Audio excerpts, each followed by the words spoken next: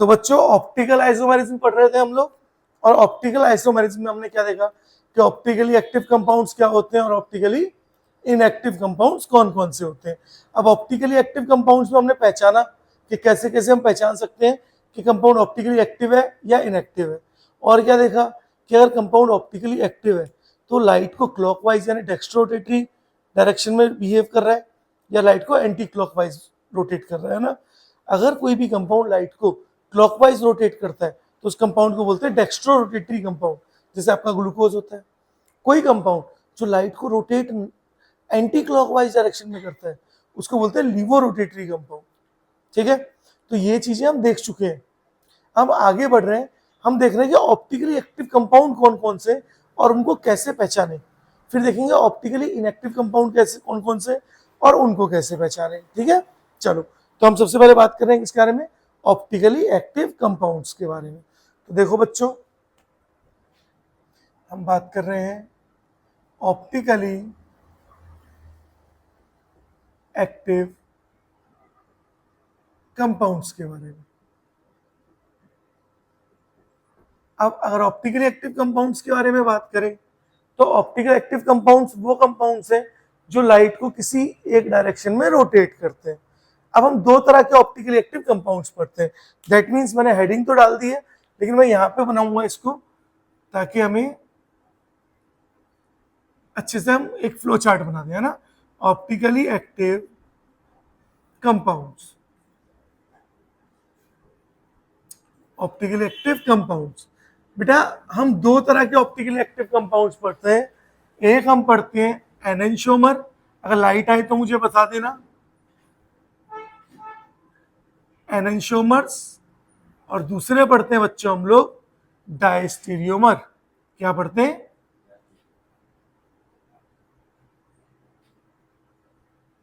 Diastereomers.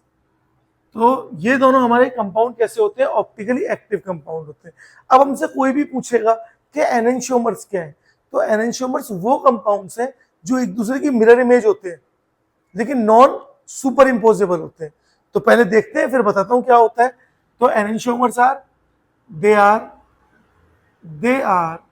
Mirror, देखो light तो नहीं आ रही, image of each other and non super imposable,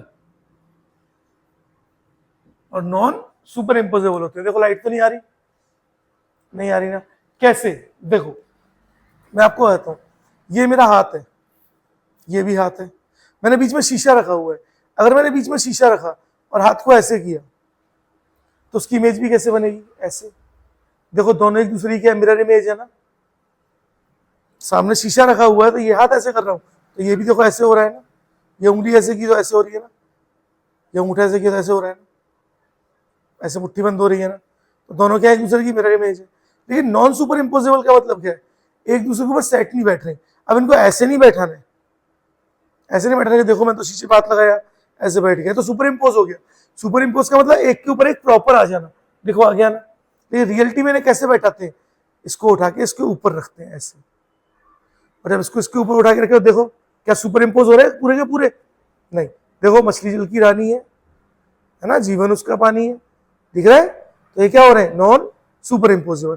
तो वो कंपाउंड्स जो एक दूसरे की मिरर इमेज तो लेकिन एक दूसरे के ऊपर रखने पर सुपर इम्पोज पूरी तरह से ना हो, वो क्या होते हैं, एनेंटियोमर्स होते हैं।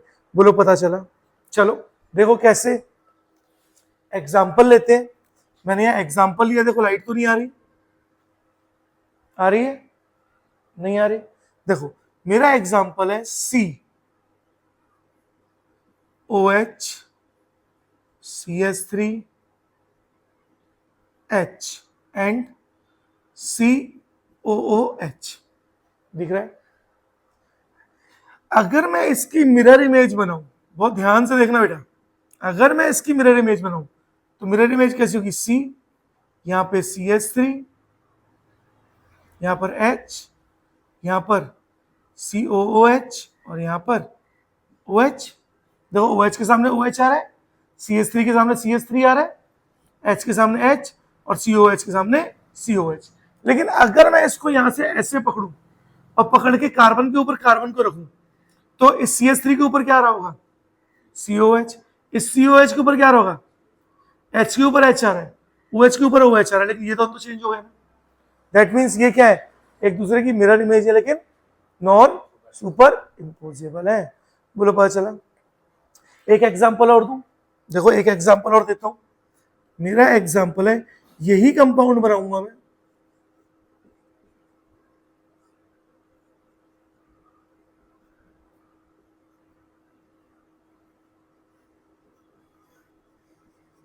यही कंपाउंड बनाया मैंने, ठीक है ना। और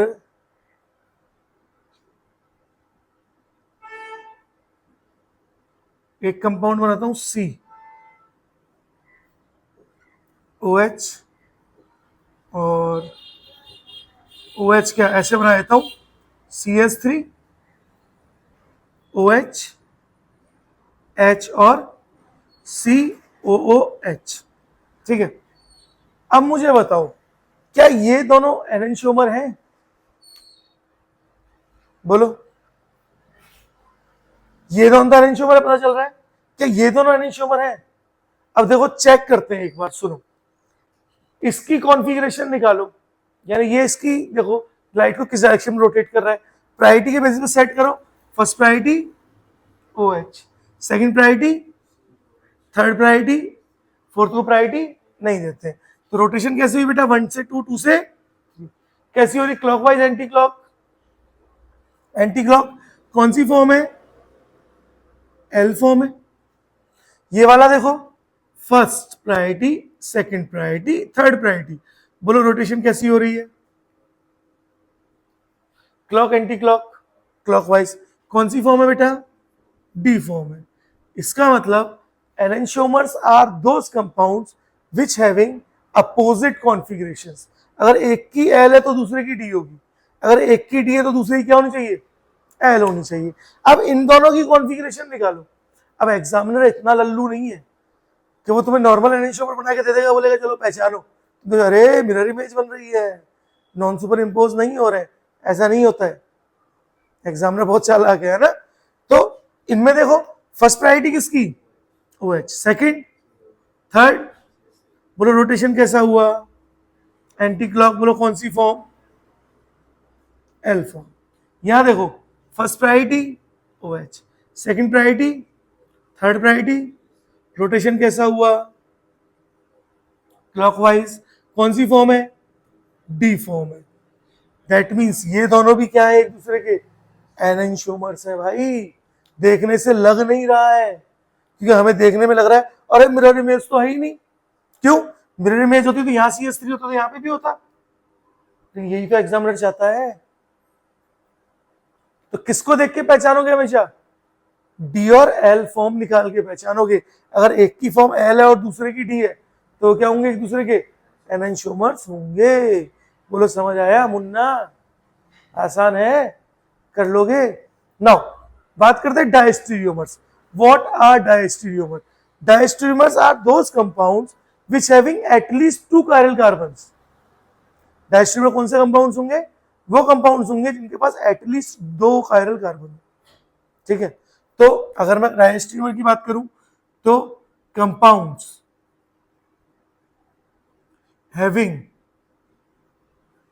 एट लीस्ट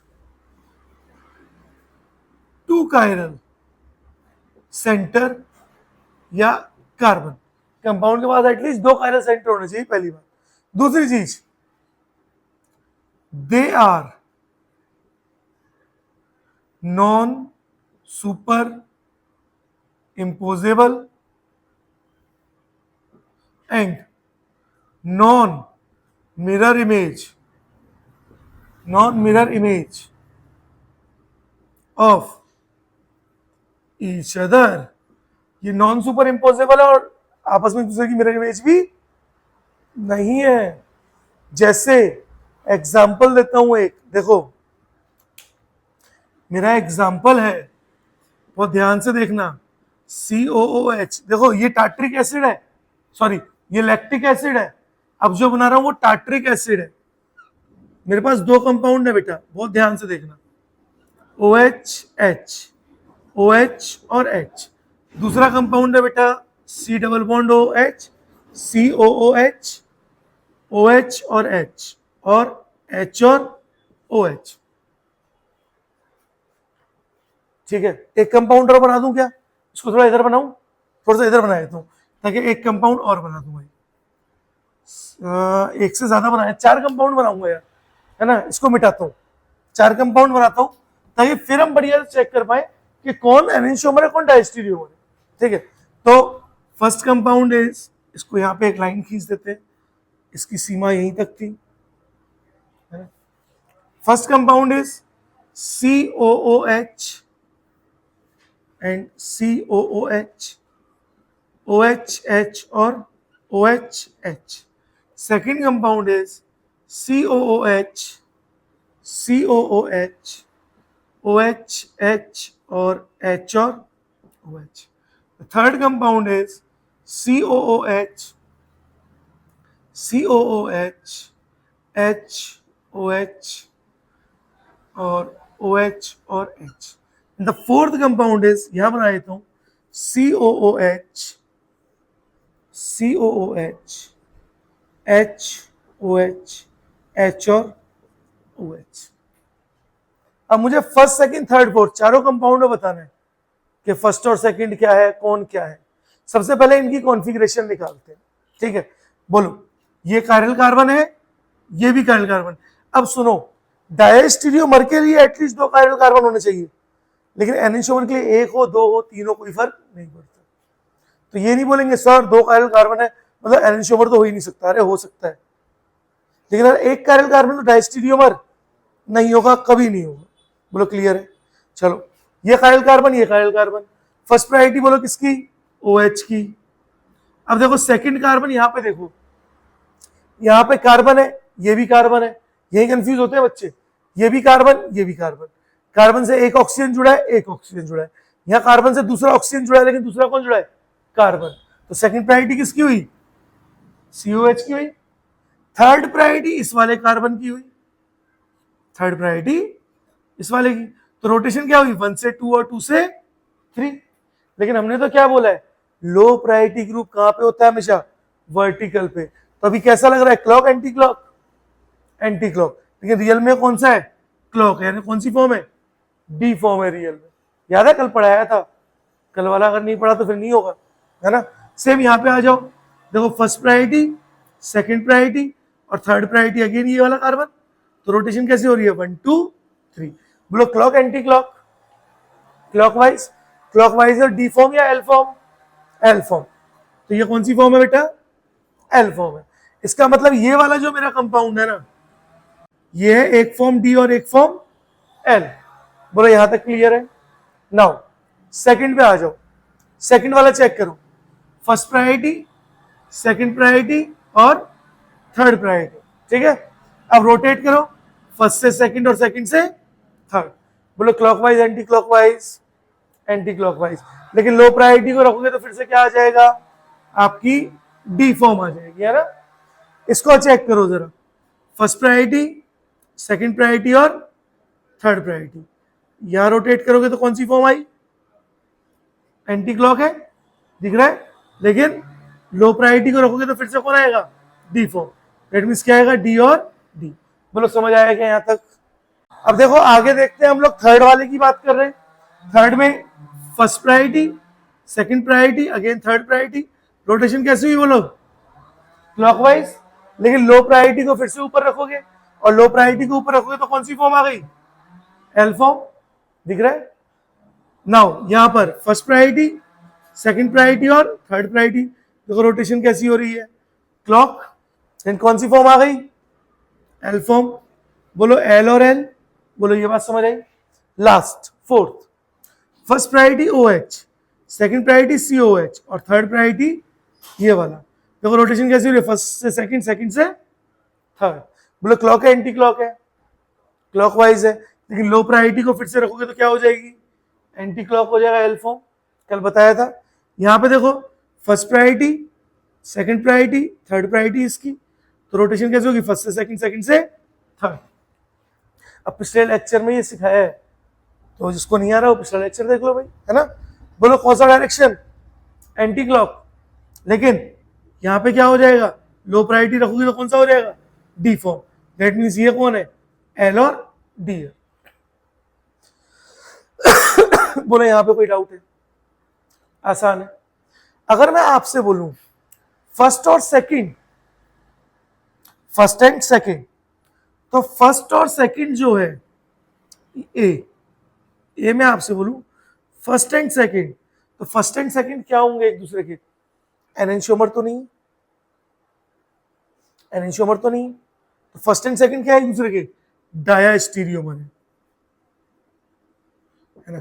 चेक करना है तो कर लो, देखो ना एक दूसरे की मिरर इमेज बना रहे और ना ही सुपर इम्पोजेबल, दिख रहा है। अच्छा तो जरा बताओ, सेकंड और थर्ड की बात कर रहा हूं मैं, बी, सेकंड एंड थर्ड क्या एक दूसरे की मिरर इमेज बना रहे हैं, बना रहे हैं ना, क्या सुपर इम्पोजेबल है, नहीं है। दैट मीन्स ये क्या है, एनेंशियोमर्स हैं। बोलो समझ आया।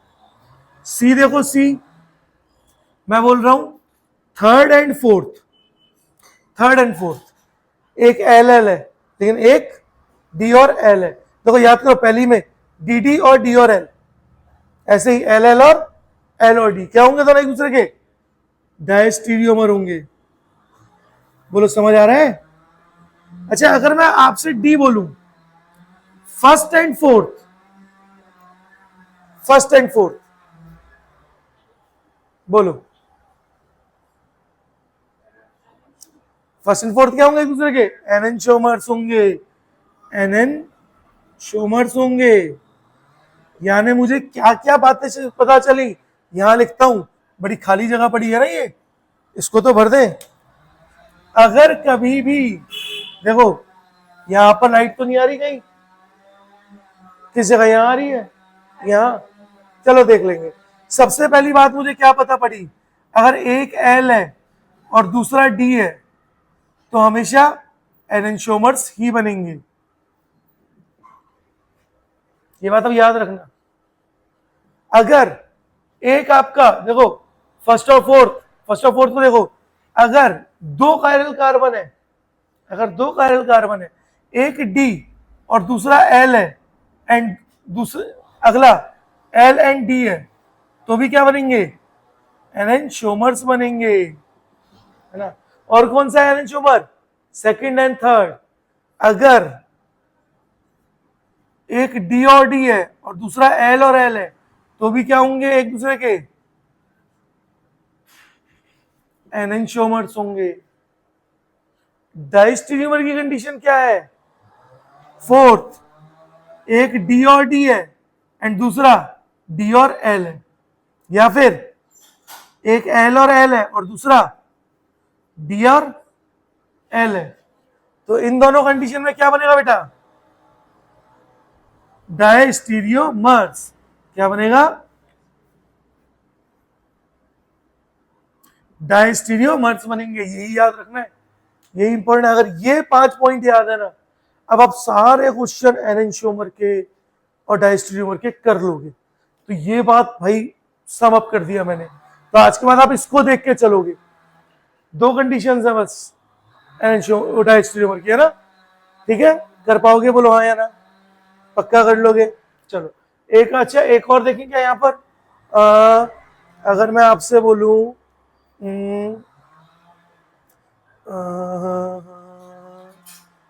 रुक जाओ मुझे देखने दो, सेकंड और फोर्थ, जरा मुझे बताना सेकंड और फोर्थ क्या होंगे,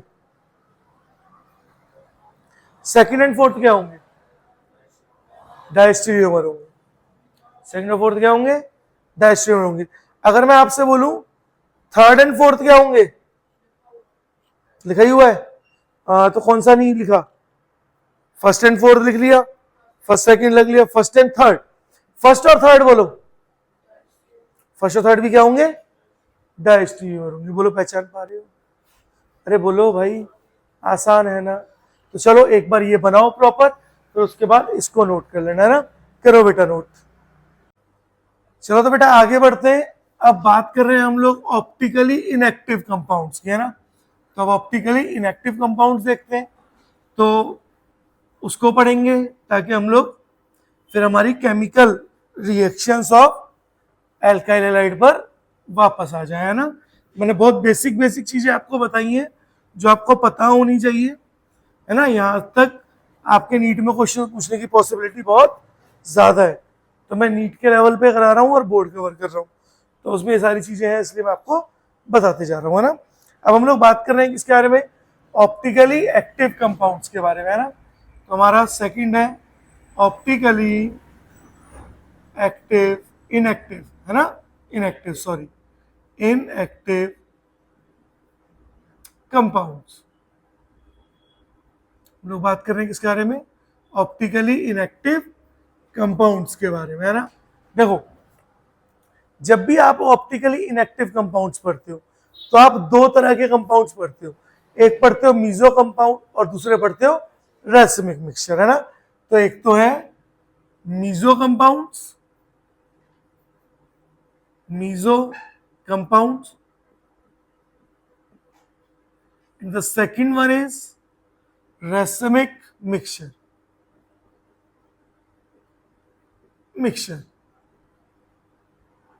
अब कोई आपसे बोले कि डिफाइन करो मीजो कंपाउंड, तो आप क्या बोलोगे कि meso compounds are optically inactive compounds which having plane of symmetry. तो मीजो कंपाउंड कैसे कंपाउंड होंगे, ऑप्टिकली इनएक्टिव कंपाउंड होंगे जिनके पास क्या प्रेजेंट होगी, प्लेन ऑफ सिमेट्री होगी, है ना। दैट मींस अगर मैं बोलूं मीजो कंपाउंड्स की तो बोलूंगा they are optically inactive compounds and having plane of symmetry। देखो कैसे, आपको दिखाता हूं, देखो ध्यान से, COOH एंड COOH, OHH और OH और H, बोलो दिख रहा है। अब सबसे पहले इसमें रोटेशन कराओ, चलो चेक करो, first priority OH, second priority COH and third priority is this. देखो रोटेशन कैसा हो रहा है,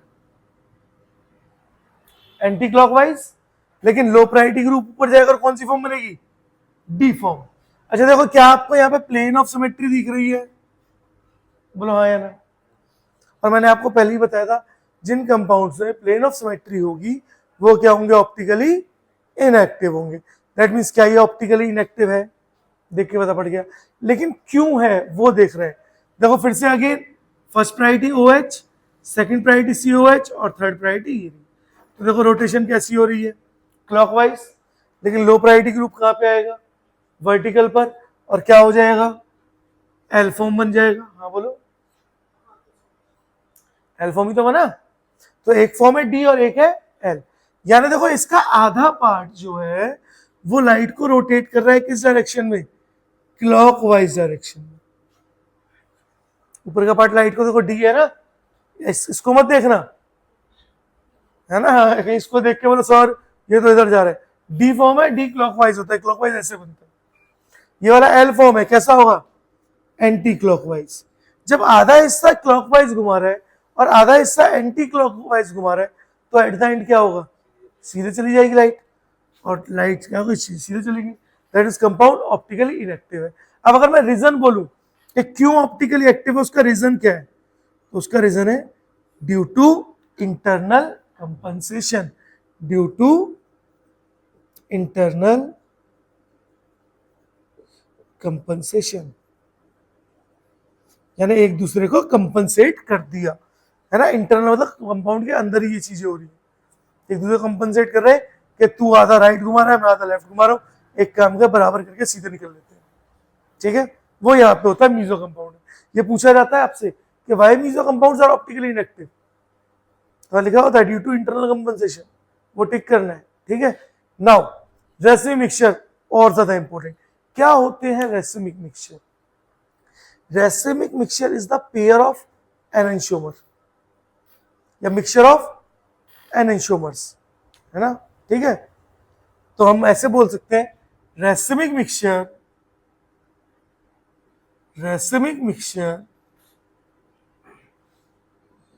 is the mixture of two compounds which are enantiomer of each other. उन दो कंपाउंड का एसिड मिक्सचर है जो एक दूसरे के क्या है, एनेंशियोमर है। तो फिर यार उनको एनेंशियोमर ही क्यों बोला गया और उन्हें ऑप्टिकली एक्टिव ही क्यों बोला गया, है ना? क्योंकि वहां पे वो अलग अलग थे, लेकिन हमने क्या बोला, इन मिक्सचर का मतलब क्या है, एक रिएक्शन हुई और रिएक्शन में दोनों कंपाउंड बने, दोनों एक दूसरे के एनेंशियोमर है लेकिन दोनों मिक्स है। जैसे कि एग्जांपल लो, मैंने एग्जांपल लिया कि मेरा एक कंपाउंड तो बना OH और COOH, H और CH3। दूसरा कंपाउंड मेरा क्या बना, OH CH3H और COOH। लेकिन जब रिएक्शन में ऐसा होता है क्या कि आपने कोई रिएक्शन कराई और रिएक्शन में जो मिक्सचर बना है एक कूद के बाहर आ जाए, अरे मैं तो अलग बनूंगा दूसरा, ऐसा कभी नहीं बनता ना। किसी भी रिएक्शन में एक से ज्यादा प्रोडक्ट बनते हैं तो आपस में वो क्या होते हैं, मिक्स होके ही तो बन रहे होते हैं, और मिक्स होके बन रहे हैं तो इसकी रोटेशन देखो, फर्स्ट वाले की फर्स्ट प्रायोरिटी, सेकंड प्रायोरिटी और थर्ड प्रायोरिटी, रोटेशन कैसी हो रही है, क्लॉकवाइज। कौन सी फॉर्म है, डी फॉर्म है, यानी ये लाइट को किस डायरेक्शन में घुमाएगा, क्लॉकवाइज। अच्छा यहां पे देखो, first priority, second priority, third priority, देखो कैसी रोटेशन हो रही है, एंटी क्लॉक। कौन सी फॉर्म है, एल फॉर्म है, यानी एक तो लाइट को क्लॉकवाइज रोटेट कर रहा है, लेकिन एक कैसे रोटेट कर रहा है, एंटी क्लॉक। अब दोनों मिक्सचर है, अगर अलग अलग थे तो एनेंशियोमर थे, अलग अलग बन रहे थे तो एनेंशियोमर थे, लेकिन हर रिएक्शन में याद रखना आज के बाद, इसका मतलब कभी भी आपको कोई भी रिएक्शन मिले जिसमें बोला जाए कि more than one compound form हो रहे हैं और वो एनेंशियोमर होंगे या रेसिमिक मिक्सचर, तो हमेशा बोलोगे रेसिमिक मिक्सचर ही होंगे भाई, एनेंशियोमर होंगे ही नहीं कभी। देखो चालू है, हाँ एनेंशियोमर कभी होंगे ही नहीं, क्योंकि भाई हमेशा रिएक्शन में मिक्सचर ही मिलता है। तो जब भी कभी रिएक्शन मिक्सचर मिल रहा है ना तो दो ही कंपाउंड बनते हैं, या तो मीजो कंपाउंड आपको मिलेगा या रेसिमिक मिक्सचर। अब अगर एक प्रोडक्ट बन रहा है तो मीजो कंपाउंड, और दो या दो से ज्यादा बन रहे हैं तो रेसिमिक मिक्सचर। बोलो क्लियर है। अब एक पार्ट लाइट को कैसा रोटेट कर रहा है, क्लॉकवाइज, है ना, दूसरा कैसे रोटेट कर रहा है, एंटी क्लॉक, तो लाइट फिर से क्या निकल गई, सीधे। और अब की बार यहां रीजन क्या होगा, हाँ ड्यू टू एक्सटर्नल, दोनों अलग अलग कंपाउंड है, एक कंपाउंड के अंदर नहीं हो रहा है, तो due to external compensation, ENSATIO। बोलो क्लियर है, आसान है, समझ पा रहे हो, है ना। ये चीजें मैं आपको इसलिए बता रहा हूं कि अब मैं कल से हम लोग स्टार्ट करेंगे chemical reactions of alkyl halide, जिसमें न्यूक्लियोफिलिक सब्स्टिट्यूशन रिएक्शन पढ़ेंगे, एलिमिनेशन रिएक्शन पढ़ेंगे, रिएक्शन विद मेटल्स पढ़ेंगे। जब वहां पे ये सारी चीजें पढ़ेंगे ना तो वहां पे ये टर्म्स आएंगी बार बार, तो ये चीजें हमें पता होनी चाहिए। और अगर एनसीईआरटी में टर्म्स दी हैं तो हमें अगर वो चीज नहीं पता तो हम कंपटीशन में भी कुछ नहीं कर पाएंगे और ना बोर्ड में कर पाएंगे। बोलो क्लियर है, तो बोलो है आसान, कर लोगे, चलो नोट करो जरा।